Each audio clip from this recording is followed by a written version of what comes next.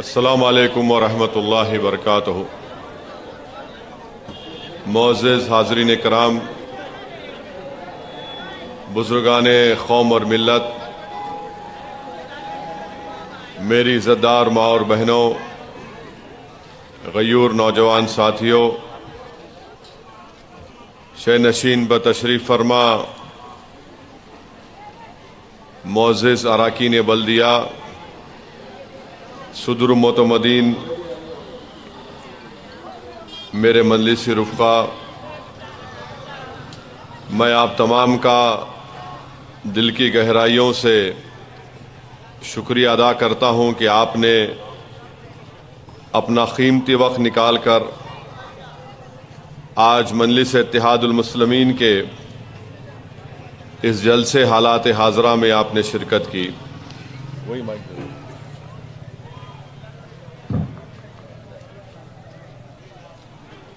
मेरे अजीज दोस्तों और बुजुर्गों, मैं आपके दरमियान में इसलिए आया हूं कि मजलिस इत्तेहादुल मुस्लिमीन की जानिब से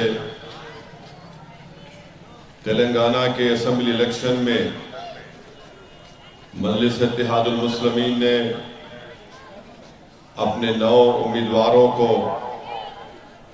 9 असेंबली हल्के जात से अपना उम्मीदवार बनाकर आवाम के सामने पेश किया। और मजलिस इत्तेहादुल मुस्लिमीन ने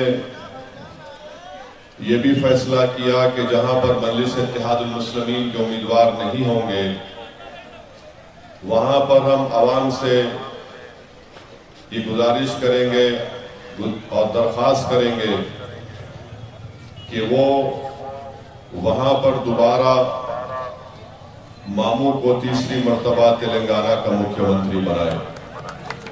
ये मजलिस इत्तेहादुल मुस्लिमीन ने फैसला लिया है। और जब मजलिस इत्तेहादुल मुस्लिमीन ने यह फैसला लिया तो उसके बाद से मुखालिफीन मजलिस इत्तेहादुल मुस्लिमीन में बड़ी बेचैनी पैदा हो गई। मुखालिफ मजलिस इत्तेहादुल मुस्लिमीन में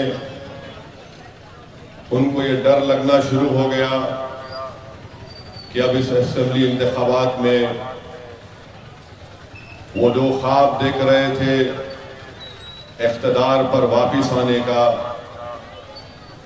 जब मजलिस ने फैसला ले लिया तो उनको लगा कि उनके ख्वाब अब चुकनाचूर हो चुके हैं। आप देखते हैं कि मजलिस ने जब यह फैसला लिया तो कांग्रेस पार्टी की तरफ से, बीजेपी और आरएसएस की तरफ से मजलिस के इस फैसले को सुनकर उनमें डर पैदा होना शुरू हो गया, उनमें बेचैनी पैदा हो गई कि आखिर मजलिस ने ऐसा क्यों कर दिया। इलेक्शन के हमारे फैसले से पहले कांग्रेस के लोग ये चीखें मार मार कर, पुकार पुकार कर लिख रहे थे, कह रहे थे कि मजलिस तेलंगाना के 30 हल्कों से इलेक्शन लड़ेगी। इसलिए लड़ेगी कि मजलिस वोट को काट कर टीआरएस का या मामू का फायदा पहुंचाएगी या बीजेपी का फायदा पहुंचाएगी। मगर जब मजलिस इत्तेहादुल मुस्लिमीन ने अपना फैसला ले लिया तो इनको समझ में नहीं आ रहा कि अब क्या कहना चाहिए।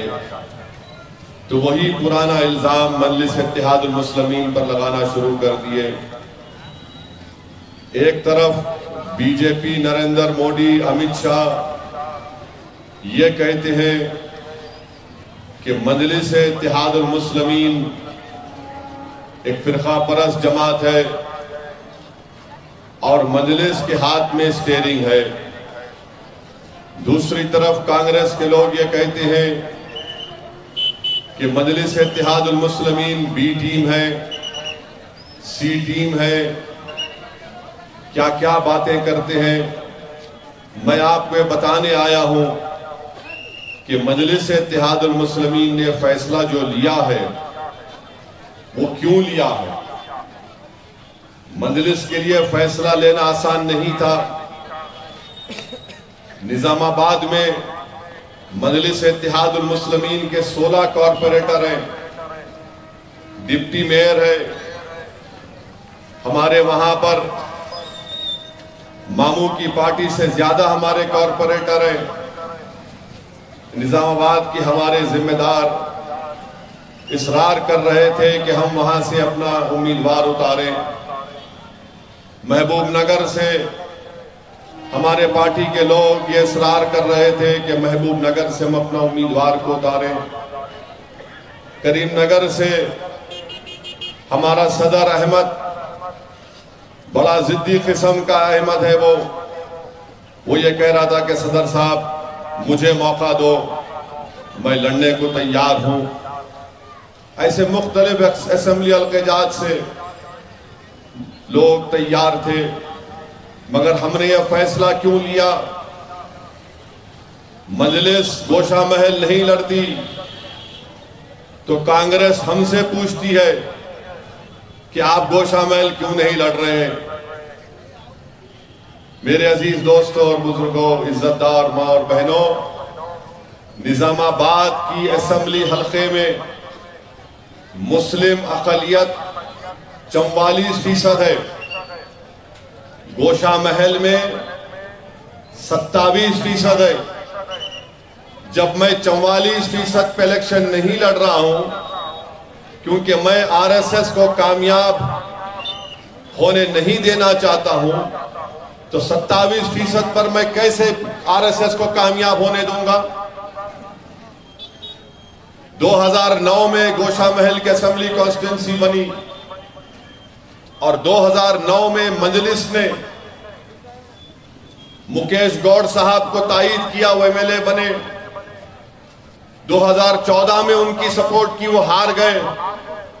2018 के इलेक्शन में मैंने अपने जानने वालों से, कांग्रेस के लोगों को कहा कि आप उम्मीदवार मत खड़ा करिए, हम गोशा महल से बीजेपी को हरा देंगे। तो कांग्रेस ने अपना उम्मीदवार खड़ा किया और 27,000 वोट लिए और बीजेपी का उम्मीदवार 17,000 वोट से जीत गया। अब ये कांग्रेस वाले मेरे को बोलते आप नहीं खड़ा करते। आप खुद सोचिए, आज इनका कैंडिडेट गोशा महल में है, कहीं जाते ना फिरते वो मोहतरमा, कुछ नहीं मालूम उनको। और गोशा महल में मैं कह रहा हूं 2018 में ये जो तेलंगाना का कांग्रेस का सदर है, जिसको मैं खूबसूरत नाम दिया हूं, उसका नाम है आरएसएस अन्ना। ये आरएसएस अन्ना है, कांग्रेस का जो सदर है तेलंगाना का, उसकी जिंदगी की शुरुआत आरएसएस से हुई। 20-22 साल तक उम्र तक आरएसएस में रहे, फिर एबीवीपी में गए, उसके बाद बीजेपी में गए। 1999 का जो असेंबली इलेक्शन था, उसमें मैंने देखा इस आरएसएस अन्ना को किशन रेड्डी के साथ इलेक्शन में काम करते हुए। फिर ये तेलुगु देशम में गए, तेलुगु देशम को बर्बाद कर दिए। तो आरएसएस ने कहा कि बेटा अब तू कांग्रेस में चला जा। तो अब कांग्रेस का जो गांधी भवन है वो मोहन भगवत के रिमोट कंट्रोल में आ गया और ये कांग्रेस का सदर तेलंगाना का अब आरएसएस की अपनी जहनियत का इजहार इस तरीके से करता है कि असदुद्दीन ओवैसी की शेरवानी पर आ गया। आप बताइए, क्या आरएसएस बीजेपी, बल्कि आपको याद दिला रहा हूं, आज से 3 साल पहले हमारे मुल्क के वजीर आजम नरेंद्र मोदी ने अपनी एक तकरीर में कहा था कि भाइयों बहनों, कपड़े देखकर पहचानो इन लोगों को जो दंगा करते हैं। उनका इशारा था कुर्ते पैजामे के ऊपर। ये आरएसएस अन्ना का भी इशारा हमारे कुर्ते पैजामे पर, टोपी पर, चेहरे पर, दाढ़ी पर और शेरवानी पर है। तो मालूम हुआ मोदी की जबान में और ये आरएसएस अन्ना की जबान से निकले अल्फाज में कोई फर्क नहीं है। दोनों नफरत की बात करते हैं। और आप आपको मैं बता रहा हूं, आरएसएस की किताबें आप उठाकर पढ़ लो, चाहे गोलवालकर की किताब हो, पंडित दीनदयाल उपाध्याय की लिखी हुई किताब हो, इसमें सबसे ज्यादा इनको नफरत है हमारे कपड़ों से, हमारी तहजीब से, खाने से। यही चीज आज कांग्रेस का अध्यक्ष कह रहा है, मेरी शेरवानी पर निशाना मारा, कोई परवाह नहीं, मगर वो निशाना आप तमाम पर मार रहा है। आज कुर्ता पैजामे पे आ गए, कल हमारे बुर्के को निशाना बनाएंगे, कल हमारे हिजाब को निशाना बनाएंगे, कल हमारे घरों को निशाना बनाएंगे, क्योंकि नफरत इसी से शुरू होती है और खत्म नहीं होती है। तो मैं आपको बताना ये चाह रहा हूं कि कांग्रेस और बीजेपी में कोई फर्क नहीं है। इनके कई लीडर्स बीजेपी से कांग्रेस में आके इलेक्शन लड़ रहे हैं। ये कांग्रेस का सदर आरएसएस की चड्डी पहनकर कई साल लट फिराया, आरएसएस की शाखा में रहा, और आज गांधी भवन पर मोहन भगवत का कब्जा हो चुका है।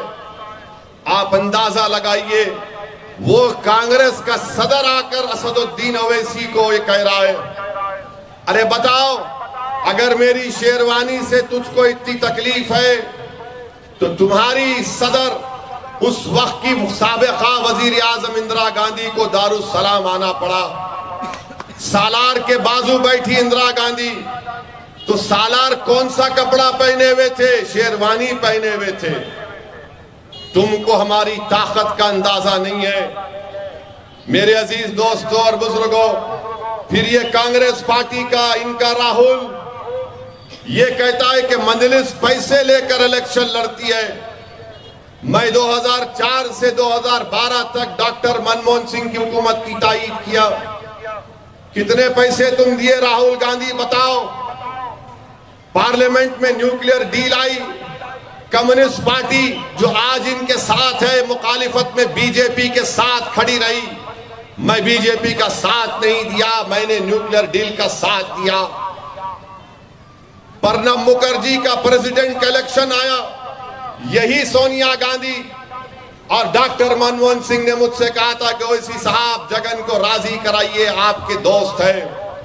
मैं चंचलगुड़ा जेल में जाकर जगन को राजी कराया। जब कितने पैसे मुझको दिए गए थे बताओ? किरण कुमार रेड्डी की सरकार थी, असेंबली में इनके खिलाफ नो कॉन्फिडेंस मोशन आया, मजलिस ने साथ दिया, कांग्रेस के एमएलए खिलाफ वोट दिए।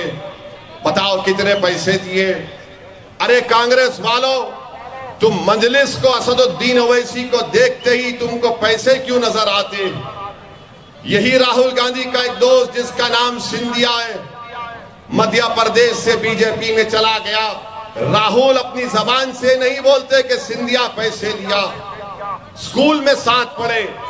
इनका एक और दोस्त है जतिन प्रसाद, उत्तर प्रदेश का बीजेपी में मिनिस्टर है, उसको नहीं बोलते। तो राहुल सिर्फ असदुद्दीन को देखकर कहते हैं पैसे लिए।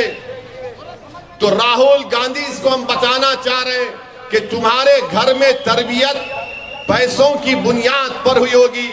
मेरे घर में मेरे मरहूम वालिद और मेरी माँ ने मुझे ईसार और कुर्बानी का दर्ज दिया, उसको सिखाया। पैसों को बुनियाद बनने नहीं दिया कभी भी। पैसा हमारी हाथ की मैल है राहुल गांधी।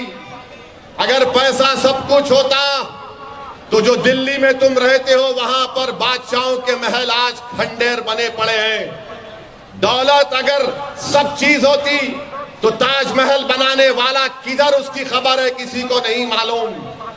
मेरे अजीज दोस्तों और बुजुर्गों, ये कांग्रेस पार्टी की नफरत है। क्यों नफरत करते असदुद्दीन ओवैसी से? क्योंकि असदुद्दीन ओवैसी पार्लियामेंट में ट्रिपल तलाक के कानून की दलीलों के साथ धज्जियां उड़ा दी और कहा कि ट्रिपल तलाक हमारे खवातीन के खिलाफ है। ट्रिपल तलाक का कानून मुस्लिम खवातीन के खिलाफ। मैंने कहा CAA का कानून आया, मोदी अमित शाह बैठे हुए हैं, 300 MP बीजेपी के बैठे हैं, कांग्रेस के 40 या 44 बैठे हैं। मैंने अपनी 5 मिनट की तकरीर में कहा यह काला कानून है, मैं इसको नहीं मानता, मैं इस कानून को फाड़ता हूं। पूरे पार्लियामेंट में फाड़ कर दिखाया। इनको तकलीफ हो गई, बीजेपी को, कांग्रेस को तकलीफ हो गई, और यकीनन उसके बाद पूरे मुल्क में CAA कानून के खिलाफ एहतजाज शुरू हुआ। UAPA का कानून का बिल अमित शाह लेकर आए। आज उस कानून के तहत जेलों में मुस्लिम और दलित बच्चे 3-3 साल से जेल में। बोलो राहुल, क्या तुम्हारी पार्टी ने पार्लियामेंट में अमित शाह का साथ नहीं दिया UAPA के कानून में? एक 80 साल का ईसाई जेल में मर गया, यही कानून में उसको डाल दिया गया था। इनको नफरत यह है कि असदुद्दीन ओवैसी सच्चाई को बयान करता है। इनको नफरत इसलिए है कि असदुद्दीन ओवैसी झुकने वाला नहीं है। अरे राहुल गांधी सुनो, तुम्हारे पास जो तुम्हारे चमचे तुम्हारे अतराफ में फिरते हैं ना, वो तमाम के तमाम में न हमियत है ना उनमें ताकत है। अरे ये तमाम तुम्हारे सामने जी हाँ मिलाने वाले हैं। इनमें अगर हिम्मत होती तो सच्चाई तुमको बयान करते। राहुल गांधी खुद अमेठी से इलेक्शन लड़े, हार गए, मैं नहीं था। तो क्या राहुल गांधी भी पैसे ले लिए थे स्मृति ईरानी से?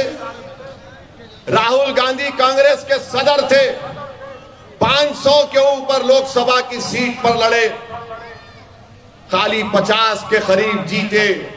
तो क्या राहुल गांधी आपने मोदी से पैसे भी ले लिए और उनके हाथ की बनाई हुई चाय भी पी ली क्या आपने? बताओ, उसको आप जवाब दो। इसका जवाब नहीं देंगे। ये नफरत करते हैं आपकी सियासी पार्टी से, ये नफरत करते हैं आपकी क़यादत से।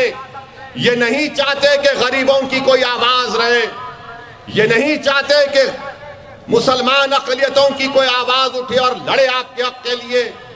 ये चाहते हैं कि आप लोग सिर्फ इनके गुलाम बनकर रहे, इनके सामने सर झुकाएं, इनकी चौखट पर आकर भीख मांगे।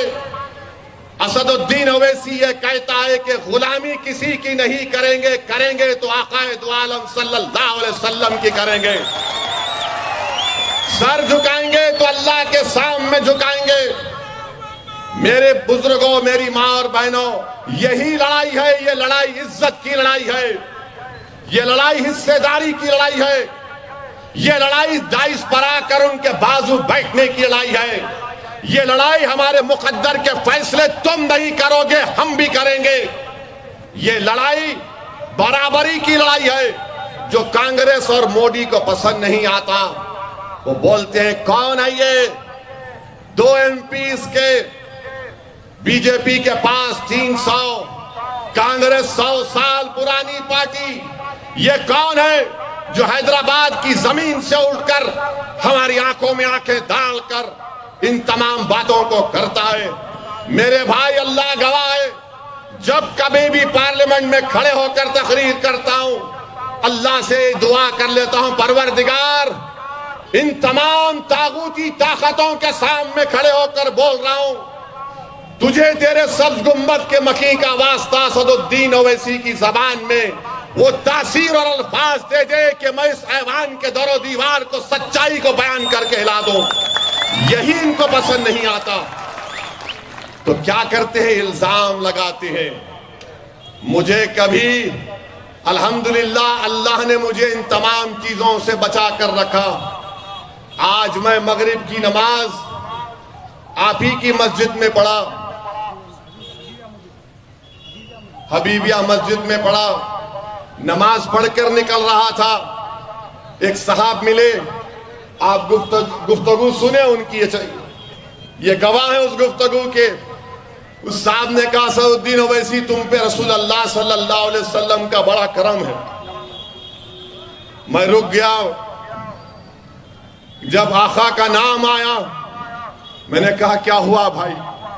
तो उन्होंने कहा कि मैं मदीने शरीफ को गया था, मैं मदीने शरीफ में ख्वाब में देखा कि असदुद्दीन तुम खड़े हो और आका के दो आलम सल्लल्लाहु अलैहि वसल्लम के रोजे के पास मैंने तुम्हारे हाथ में पतंग को देखा। तो मेरे अजीज दोस्तों, इन्हों गवाह है मैं नहीं कह रहा, इन्हों गवाह है। मस्जिद में गुफ्तगू हुई, अल्लाह करे वो ख्वाब पूरा हो जाए, वो ख्वाब पूरे हिंदुस्तान में पूरा हो जाए, ना सिर्फ तेलंगाना में इंशाअल्लाह ताला। यही चीज इनको समझ में नहीं आती। अरे दौलत, अगर कोई ताकत है तो वो दौलत नहीं है। राहुल गांधी के पास सब कुछ होगा, आरएसएस अन्ना के पास सब कुछ होगा, मगर आपके और मेरे पास जो दौलत है वो दुनिया के अमीर तरीन आदमी के पास भी नहीं हो सकती। वो दौलत ये है कि हम आका के उम्मती हैं, वो सबसे बड़ी दौलत है। याद रखो मेरी इस बात को। यही चीज है जो मुझे इन तमाम जालिमों से के सामने खड़े होकर लड़ाती है। और लोग मुझको बोलते, असद साहब आप क्यों जाते यूपी को, क्यों जाते फुला जगह पर, तुम्हारी गाड़ी पर गोलियां चली, 6-6 गोलियां तुम पर चली, आखिर क्यों जाते आप? तो मैंने कहा तुम दीवाने हो, तुम नहीं जानते मेरे जुनून को। बोले क्या बात है बताओ। तो मैंने कहा हशर के मैदान में जब इमाम हुसैन मेरे सामने होंगे तो मैं क्या जवाब दूंगा रसूलुल्लाह सल्लल्लाहु अलैहि वसल्लम के शहजादे को। इमाम हुसैन को भी मालूम था कि मैं अपने अफरादे खानदान के साथ करबला जा रहा हूं, सब कुछ लुट जाएगा, खानदान कुर्बान हो जाएगा, मगर इमाम हुसैन ने राह हक से मुंह नहीं मोड़ा। अगर हम हुसैन का परचम उठाए हुए हैं तो हम हर चीज कुर्बान करेंगे, मगर जालिमों से कभी समझौता नहीं करेंगे, नहीं करेंगे इंशाअल्लाह ताला। मेरे अजीज दोस्तों और बुजुर्गों, हम यजीदी ताकतों का कभी साथ दिए ना कभी देंगे। जो इंसाफ की बात करेगा, जो हमारा तहफ्फुज़ करेगा, हम उसका साथ देते आए। तो ये आपको बताना जरूरी था। अब निजामाबाद पर मैं नहीं लड़ रहा हूं तो किसको भिजा दिए वहां पर? कामारेड्डी शेख साहब को भिजा दिए। अब वो सीट बीजेपी मुस्करा रही है निजामाबाद में, मैं नहीं गया तो कौन डील किया बताओ फिर आप? कौन डील किया निजामाबाद की? नामपल्ली का मेरा उम्मीदवार है, बीजेपी मिली भी है, आरएसएस मिली भी है कांग्रेस के साथ। एक हरकत नहीं करता बीजेपी का उम्मीदवार। नामपल्ली में कांग्रेस का साथ दे रहे हैं बीजेपी आरएसएस के लोग। इल्जाम हम पर लगता है। और अब तो हद ये हो गई कि राहुल गांधी की बहन साहिबा भी हम पे उंगली उठा रही है। अरे प्रियंका गांधी, ये हैदराबाद 3 मार की सरजमीन है, 3 मार की। यहां पे 3 मार जब शुरू हो जाता ना तो तुमको समझ में भी नहीं आएगा।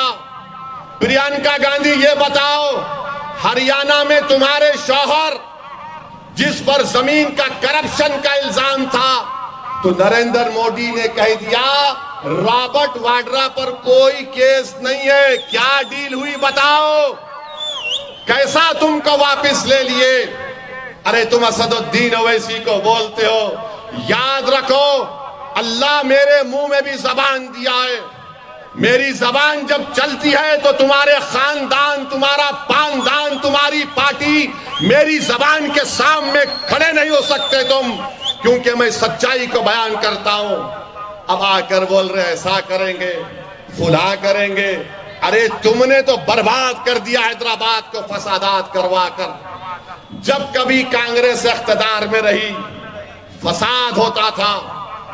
अब आपको ये बताना चाह रहा हूं कि हम मामू का साथ क्यों दे रहे हैं। मामू का साथ इसलिए देना, अगर यहां पर लड़ाई हो रही है, आप कमजोर हैं, आप कमजोर हैं, आप पूरे कमजोर हैं समझो।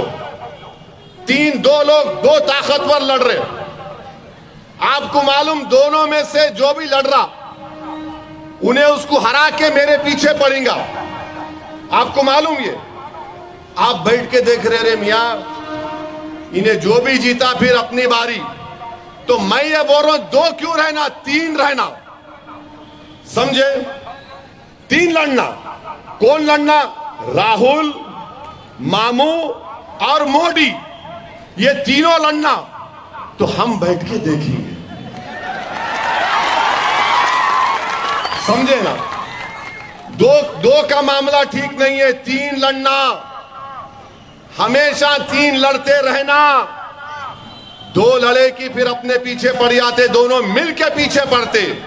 मामू रहे तो मामू इन तीनों दोनों को देख लेते, उन्होंने बोलते ठहरो असद भाई, मैं हूं ना, देख तो इन दोनों को, आप बाद में आओ। तो खेल तीन का होना, दो का नहीं होना। तो खेल तीन का होना, बोलो, खेल तीन का होना, दो का नहीं होना। तीन रहे तो हम बैठ के देखते रहे थे, दो रहे तो दोनों बीच लड़ाई में बोलते पहले इस ओवैसी के पीछे पड़ो। तो तीन है, और याद रखो मामू की पार्टी रहना जरूरी है, ताकि ताकत का पल्ला आपके पास रहे। समझे?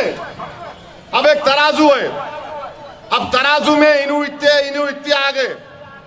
अब तराजू में जिधर 14% गिरा, जिधर 14% गिरा, वो तराजू ऊपर हो गया ना। तो वो ताकत आपको रखना। दो रहे तो उन्होंने आपको पूछते भी नहीं पलट के, तीन रहना जरूरी है। समझे मेरी बात को? या और खोल के बयान करो, समझे? ऐसा मुंडी न कोई लाओ, समझे? समझे मेरी बात को? तो एक नारा लगाओ, जोर से नारा लगाओ, वहां तक आवाज जाना, राहुल गांधी तक आवाज जाना, मोदी तक भी जाना। अब मामू भी चमक जाना, बोलना ये क्या हो रहा है यहां पर। तो हमेशा तीन लड़ना, दो लड़ेंगे तो फिर हम पे तकलीफ देंगे। एक पॉइंट ये। दूसरा पॉइंट क्या है? मजलिस है यहां पर, तो मामू भी देखते, अरे चौथा नंबर भी है। मामू को भी मालूम चौथा भी तैयार है। तो हम मजलिस की नुमाइंदगी की वजह से, बल्कि मैं आपको बता रहा हूं, आपका जो एमएलए अभी है, उन्होंने कुकटपल्ली के असेंबली हल्के में मुस्लिम अक़लियतों को 10 साल में एमटीएफ में 20,150 बच्चों को स्कॉलरशिप दिलाए। कितने पैसे लगे उसमें? 5 करोड़ 80 लाख। आरटीएफ मंजूर करवाए। 17,650 बच्चे बच्चियों को कितने पैसे उसमें दिए गए? 24 करोड़ 90 लाख रुपए। चीफ मिनिस्टर की ओर से स्कॉलरशिप है, अकबरुद्दीन ओवैसी की नुमाइंदगी पर मिली। तो 13 कुकटपल्ली के मुस्लिम अक़लियत के बच्चे और बच्चियां अमेरिका, लंदन, ऑस्ट्रेलिया की यूनिवर्सिटी में पढ़ रहे हैं। उनको कितने फीस के पैसे दिए गए अब तक? 1 करोड़ 75 लाख। शादी मुबारक कुकटपल्ली में 5,890 लोगों को शादी मुबारक का चेक मिला। कितने पैसे उसमें दिए गए? 52 करोड़ 12 लाख। ये 9.5 साल में। इमाम मौजन कितने हैं जिनको तनख्वाह दी जा रही है? ऑनरियम 155 इमाम मौजन को तनख्वाह मिल रही है। कितने पैसे उनको महाना मिल रहे थे? 7,70,000। अब तक कितने मिले पूरे 155 इमाम मौजन को? 8 करोड़ 47 लाख रुपये। आसरा पेंशन कितना मिला कुकटपल्ली में मुस्लिम हजरात को, अक़लियत को? 3,344। कितने पैसे मिले? महाना 71 लाख। 9.5 साल में करीब 80 करोड़ रुपए दिए गए। तो ये तमाम 1 2 3 4 5 7 स्कीमों में 47,367 कुकटपल्ली के मुस्लिम अक़लियत को फायदा हुआ। कितने पैसे उनको मिले? 173.72 करोड़ मिले। अब आप आ जाओ, लोग बोलते हैं कि असद साहब आप क्यों मामू का साथ दे रहे।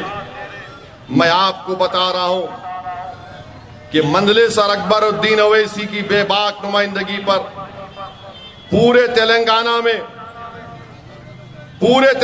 में आपको बता रहा हूं, ये कांग्रेस वाले बड़ी बड़ी बातें करते हैं।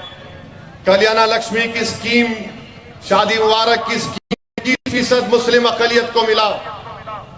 स्कॉलरशिप में 47% मुसलमानों को मिला। रेजिडेंशियल स्कूल मजलिस की नुमाइंदगी पर खोले गए, कितने 205, वो परसेंटेज 20%। रेजिडेंशियल स्कूल तेलंगाना में 1,31,000 मुस्लिम बच्चे और बच्चियां पढ़ रही हैं, छठी जमात से तक। परसेंटेज क्या है? 21.06। टोटल क्या कितना दिया गया मुस्लिम अकलियत को 9.5 साल में? 12,000 करोड़ रुपए खर्चा हुए। परसेंटेज क्या है? 13.18। पेंशन में हिस्सा कितना है मुस्लिम अकलियत का? थोड़ा कम है, 11.20। बीपीएल व्हाइट राशन कार्ड में कितने मुस्लिम अकलियत के पास व्हाइट राशन कार्ड है और मिलना चाहिए? 12,55,530 लोगों के पास व्हाइट रेशन कार्ड है। परसेंटेज क्या है? 13.88। ये काम मजलिस ने करवाया और मामू ने इसको मंजूरी दी। अब आप बताइए, 9.5 साल में हैदराबाद में फसाद हुआ?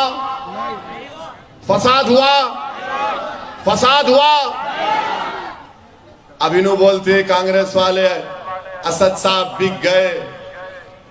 मेरे भाई, उत्तर प्रदेश, बिहार, कर्नाटका में हमारे बच्चियों को हिजाब पहनने नहीं दिया गया। बताओ, कोई बच्ची को रोका गया स्कूल या एग्जाम लिखने के लिए? तेलंगाना में नहीं हुआ। क्या गोश्त की दुकानें बंद है गोश्त की दुकानें? कर्नाटका में बंद है। और मैं इलेक्शन पदयात्रा में जब किसी दुकान के सामने से जाता हूं तो हमारे कुरैशी भाइयों को बोलता हूं सलाम वालेकुम, तो उन्हें उठ के आके मिलते वालेकुम सलाम। मैं उनको बोलता हूं कटरा ना। तो बोलते हो साहब आओ। बोला माशाल्लाह गिराक अच्छा दिख रहा, कम दिख रहा, सुबह जल्दी बोनी हो गई तुम्हारी, मगर कारोबार हो रहा है, अमन है, बच्चे और बच्चियों को स्कूल में तालीम मिल रही है। मैं ये नहीं कह रहा हूं कि सब हो गया, मामू में भी गलतियां हैं, मामू में भी कमजोरियां हैं, मगर आरएसएस अन्ना नहीं है। उन्होंने आरएसएस अन्ना नहीं है। और 2 प्लेयर की लड़ाई अपने लिए नुकसानदेह है।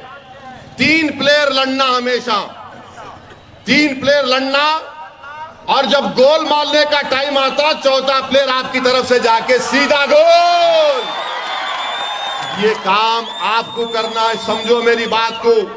2 प्लेयर हो गए ना, तो मध्य प्रदेश में 2 प्लेयर, मध्य प्रदेश में 2 प्लेयर, राजस्थान में 2 प्लेयर, हर जगह 2 प्लेयर है। जहां पे 2 प्लेयर है वहां पर मित्रों हावी हो जाते, वहां पर मोदी हावी हो जाते। जहां पर 3 प्लेयर है वहां पर सब परेशान रहते कि ये क्या हो रहा है। ये बात आपको बताना चाह रहा था मैं। और हम यहां के एमएलए साहब से पूछेंगे और बताएंगे उनको कि सर्वे नंबर 18 में जमीन है, उसमें उर्दू स्कूल बनाना जरूरी है। वहां पर कम्युनिटी हॉल भी बनाना है। और हमारे सदर साहब क्या बोले आप, दवाखाना कहां नहीं है? बोयनपल्ली में दवाखाना होना है। हमारी बहन कॉर्पोरेटर ने बताया कि माशाल्लाह यहां पर बस्ती दवाखाना खोला गया, कब्रिस्तान की जमीन भी है। तो मेरी आप तमाम से ये गुजारिश है, 2 मिनट।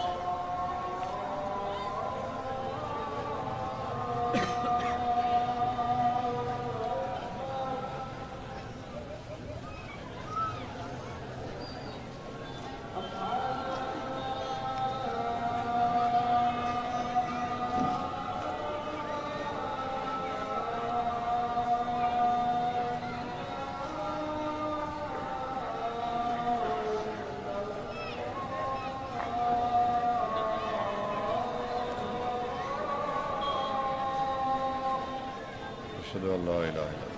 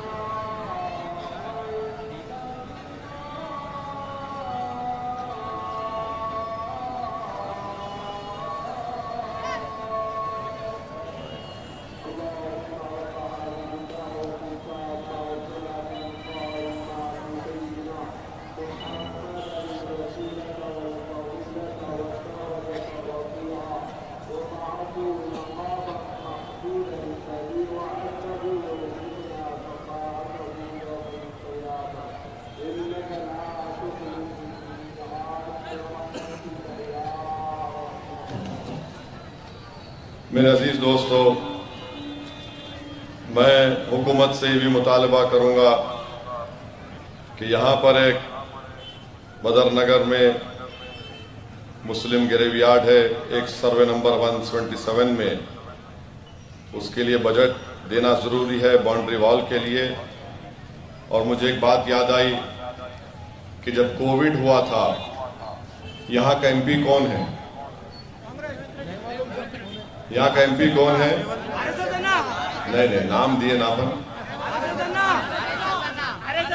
हाँ, एमपी है आरएसएस अन्ना।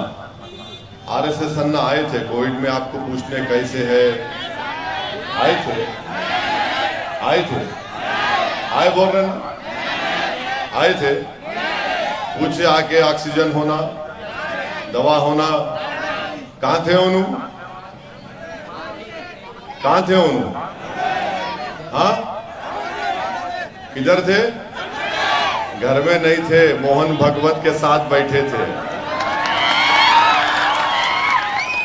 समझे आप? इंसान की कदर होती बुरे वक्त में कोई आया तो, अच्छे वक्त में कोई भी आता। इन्हों एमपी रह के गायब हो गए। कोई काम का इनाग्रेशन करे कोकटपल्ली में, कोई करे? अरे कृष्णा राव कैसा भी है बेचारा, शरीफ आदमी है। इन्हों आरएसएस अन्ना है, नहीं दिखे। जब हैदराबाद में कोविड था तो मंजलिस की तरफ से बता रहा हूं, हम लोग 1300 सिलेंडर खरीदे ऑक्सीजन के। 70 ऑक्सीजन कॉन्सेंट्रेटर को लंदन से लाए थे, मैं खरीदा चेक देकर, और हम गरीबों में उसको फ्री पहुंचा रहे थे।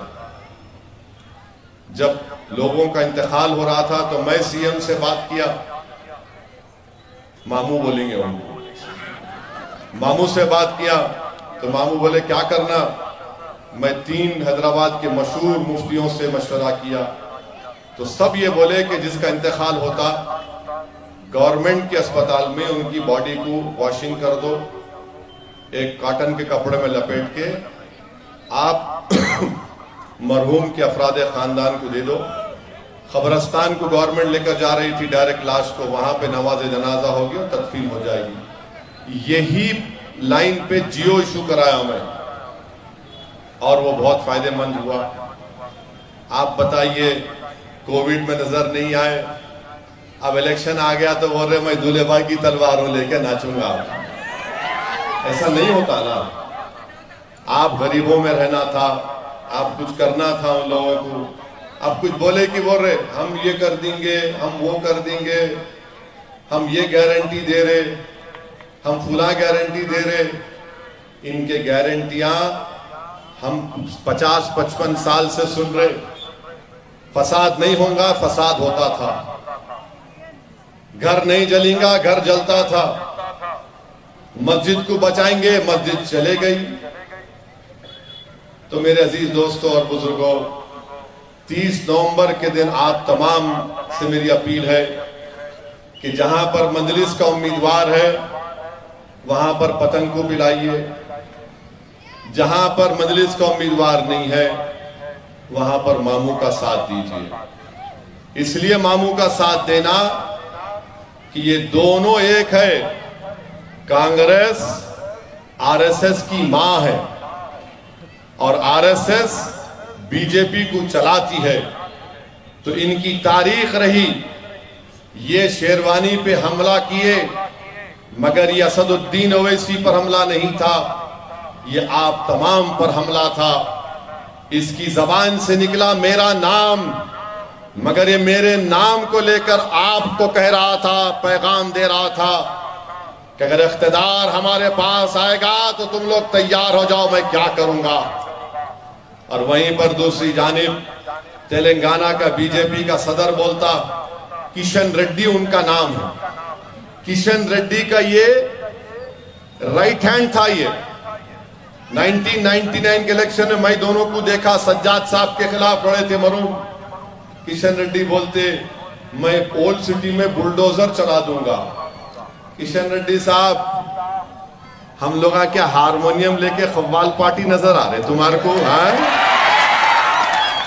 बुलडोजर लेकर आएंगे, लाओ बुलडोजर, लाके तो देखो बुलडोजर क्या होता है। डरा रहे, बुलडोजर लाएंगे, कोर्ट बंद हो गया क्या? कानून खत्म हो गया? अंबेडकर का बनाया हुआ संविधान? और अमित शाह के बोल रहे मैं 4% निकाल देता हूं। कैसा निकालते? सुप्रीम कोर्ट के स्टे पे है वो सिर्फ मजहब के नाम पे नहीं मिल रहा। PS कृष्णन की रिपोर्ट है, उसमें जो मुसलमानों की बिरादरियां हैं, कास्ट है, उनको रिजर्वेशन है। जलती बीजेपी, हसद करती हमारे बच्चे गवर्नमेंट के मुलाजिम बन रहे, डॉक्टर बन रहे, पुलिस में जा रहे, MRO बन रहे, गरीब तरक्की कर रहा है, इनको पसंद नहीं आता और बोल रहे यूनिफॉर्म सिविल कोड लेके आएंगे। मैं चाहूंगा अमित शाह आदिलाबाद में जाकर आदिलाबाद के आदिवासी गोंड के सामने कहे कि हम यहां पर UCC लाएंगे। एक भी आदिवासी का वोट नहीं मिलेगा अमित शाह तुमको, बोलो जाके वहां पे।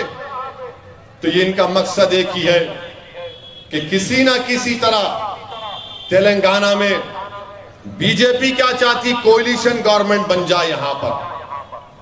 अगर कोalition गवर्नमेंट बनेगी तो बीजेपी क्या करेंगी?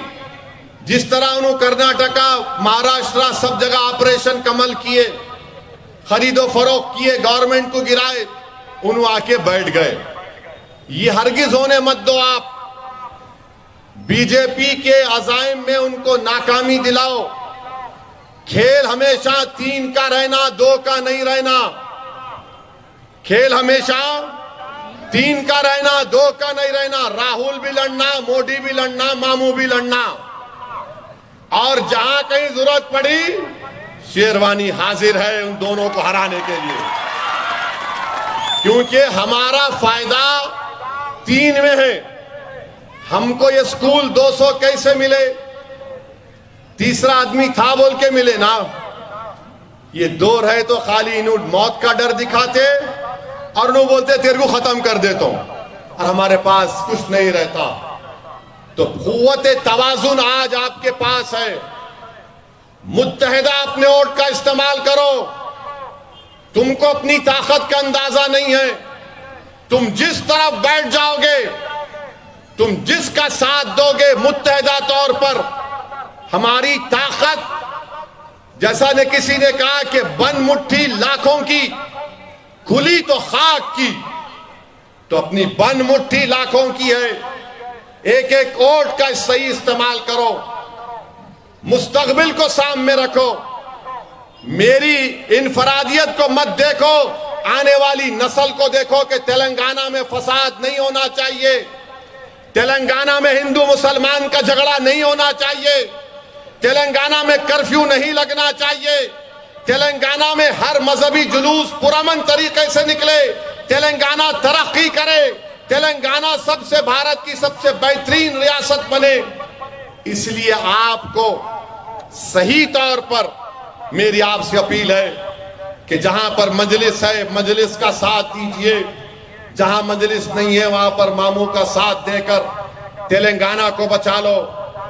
याद रखो आप, अल्लाह ने मुझे मुल्क के कोने कोने में जाकर वहां पर अपनी जमात का काम करते मैंने इन सबको देख लिया। इनके पास इनका दिल साफ नहीं है, इनके इरादे नेक नहीं है।